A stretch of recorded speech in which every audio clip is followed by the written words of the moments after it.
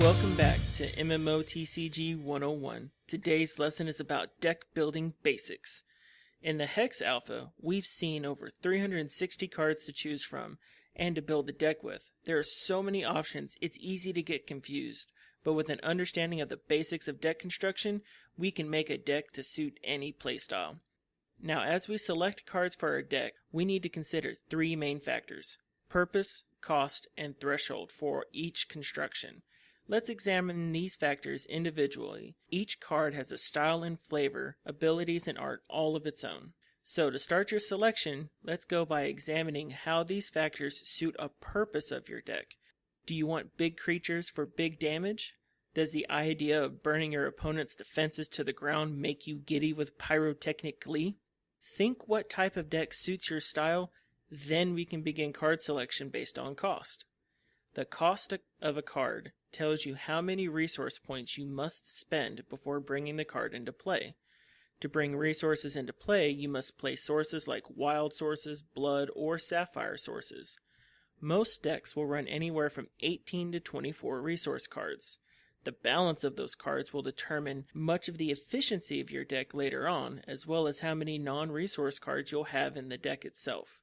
In Hex, you cannot guarantee that you'll have a new resource to play every turn, so when you pick your cards for your deck, you must consider the cost. If all your cards cost 1 to 2 resources, you'll be able to play every card in your deck, but you will often not be able to stand up to larger troops in the later game. If you play a lot of 6 cost cards, you may have to wait many turns before you can effectively combat your opponent. The balancing of these costs is called the cost curve. As the graphic shows, you'll want a bell-shaped curve for your card costs. Staying close to this curve will help your deck perform more efficiently and help ensure that you can be threatening every turn of the game. There is a wealth of information on this subject, and we'll cover more later on.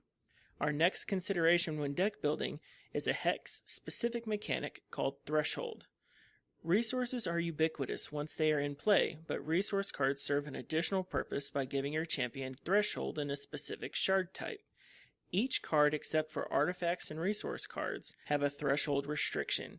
You must have played over the course of the game enough resource cards of a specific type to have enough threshold to play all the cards in your deck. Here's an example. If we play a diamond resource on turn 1 and a blood resource on turn 2, we have 2 resources and one of both types of threshold. Now we want to play cards from our hand. If we wanted, we could play the Fang of the Mountain God. He only costs 1 resource and we have 1 blood threshold. What if we wanted to play the Blood Harbinger? Well, because we only have 1 blood threshold, we have to wait until our next turn when we can play a new blood resource before the Blood Harbinger can come into play. This is where purpose, cost, and threshold meet when constructing a deck. You want to make sure your cards can be played on the turns you need them and not be restricted or delayed by your resources or threshold. This is especially important for 2-color and 3-color decks. We'll cover information on the efficient use of multiple colors in a later lesson. For monocolor decks, keeping close to the cost curve is most important. Be sure that you include a mix of troops and actions across your curve so that you can keep the pressure on your opponent and execute your strategy. In our next lesson, we're going to learn how the order of playing your cards affects gameplay as well as how the priority system works. If you want to stay up to date as the lessons are released, hit the subscribe button. If you want to help your friends get prepared for Hex, don't forget to hit the like button and share this video. Till our next lesson, I'm Mokog, and this is Hex Hunter.